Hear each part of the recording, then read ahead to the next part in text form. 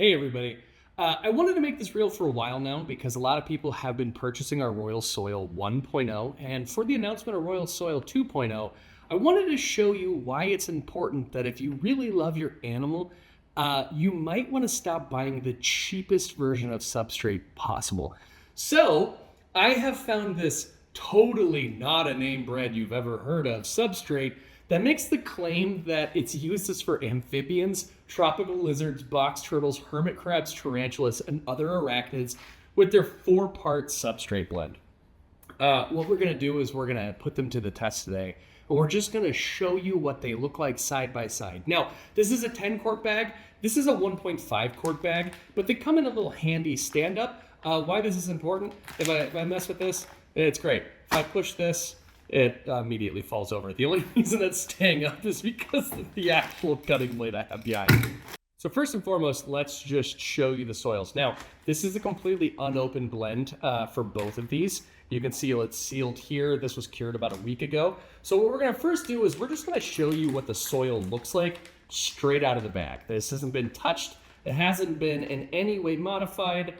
We want you to really be able to see, and if I edited it all, it's just because I want you to be able to tell what this looks like, and it took me forever to open the bag. So this is this amount of our substrate right out the gate.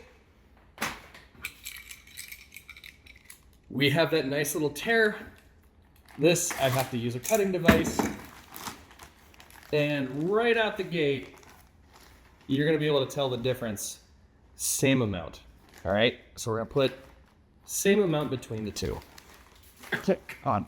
First thing you'll notice right off the bat, the 4 parts are a peat moss, a sand, a carbon, and a soil. You can see that the carbon or charcoal is completely covering the bag, which means your lungs are gonna hate you. That's the first part. Now let's get into the actual ingredients. Our Royal Soil 2.0, what you can see right off the gate is a nice rich coffee color. You can also see a lot of life within it at the end of the day, right? You've got your hardwoods, you've got your peat mosses, you've got your actual pieces of real wood in there that breaks down. You got some substance to it, you got some leaves, and because this is a bioactive blend, it also has the L. Cassii and the R. introdecis, but in a perfectly blended methodology. You can even see some redwood compost in here. It's got some life in it. Now let's take a look at our competitors.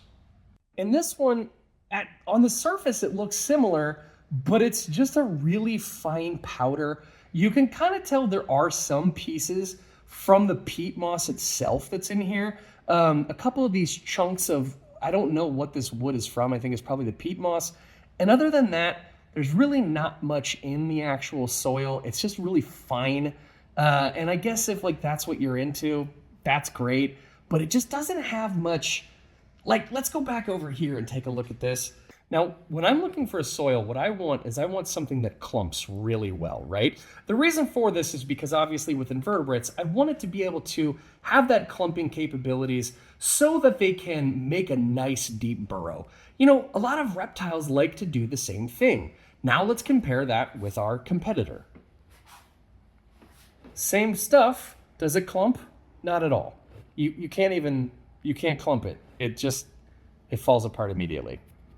Now let's talk about what do you get from the soil, right? Because obviously price is important, but it's about value as well. Well, with our soil, Royal Soil 2.0, you get the same great stuff as you used to get, right? So you're gonna get the, and I'm reading off of this just because it helps me remember, the peat moss, the sandy loam, the redwood compost, the mushroom compost, maple and cherry wood pulps that's right blended into every single bag, the worm castings, which really helps that bioactive, the bio in the bioactive bind to the soil, as well as we're going to give you the magnolia leaves, the oak wood, the L. Cassii, the R. introdecis, and our yeast proteins.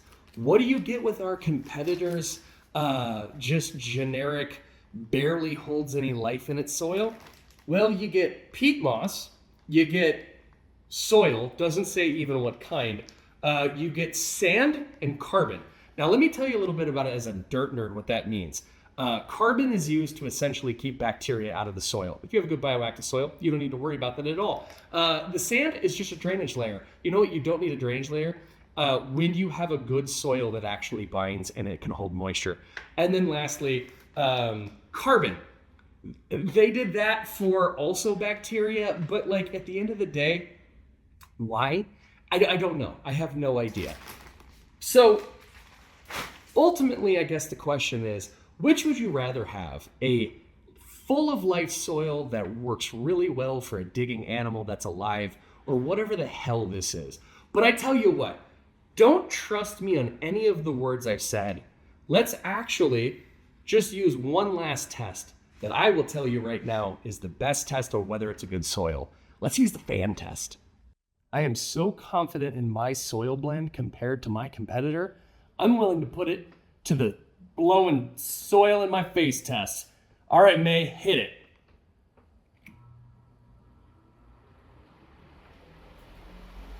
Yeah, that's right. Soil, stayed. Paper towel, not so much. Let's go higher. That's right. Royal soil, baby. You don't have to worry about any of that crap getting in your face. You can barely breathe from the fan. Now, let's reluctantly test it with our competitor. All right, now for the moment I'm absolutely not waiting for. May, hit it.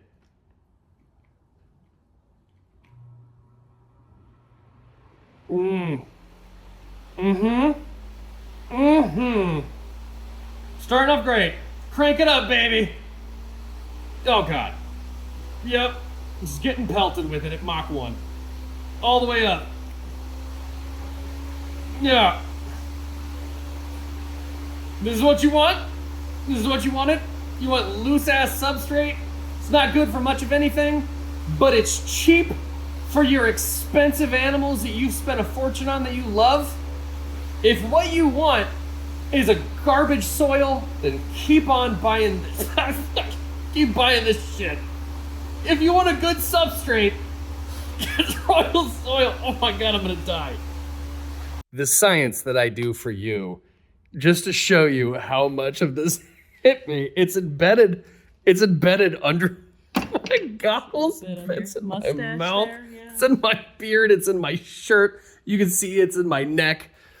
So, what would you rather have? A substrate with multiple ingredients, custom made for your animals, that not only has the ability to have a great burrowing capabilities, it has the L-Casei for both immunology, removing mycotoxins, and overall helping the health of your animal, while also being nitrogen efficient and phosphorus efficient in order to grow any plants you want to put in there? Or do you want whatever the fuck this is? Let us know in the comments.